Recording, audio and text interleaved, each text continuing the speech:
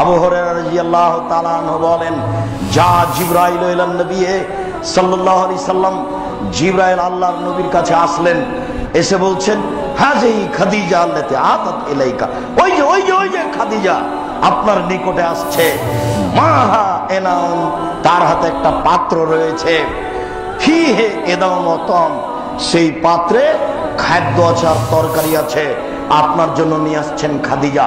আসলে আপনি তাকে বলবেন, খাদিজা ইয়াকরাউল্লাহু তাআলা সালামা, আপনি বলবেন যে খাদিজা তোমাকে আল্লাহ সালাম দিয়েছে, অমিন্নি, আর আমার পক্ষ থেকে বলবেন খাদিজা তোমাকে জিবরাইল সালাম দিয়েছে।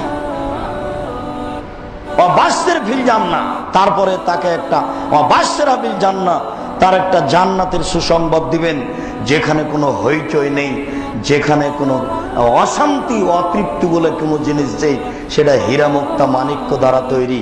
বুখারী মুসলিম। ওও তো মহিলা, আল্লাহ রাসূল এইভাবে বলেছেন তো ওইভাবে বলেছেন, এইভাবে বলেছেন তো ওইভাবে বলেছেন, তা আপনাকে তো খাদিজার মতো মনে করি, আপনাকে এইভাবে তীব্র নিন্দা করব বলে কেন? আল্লাহ রাসূল বলেছেন, নারী শয়তানের বেশ ধরে আসে, শয়তানের বেশ ধরে যায়। তাহলে কি কথা আল্লাহ রাসূল খাদিজাকে বলেছেন? তাহলে কি কথা আল্লাহ রাসূল আয়েশাকে বলেছেন?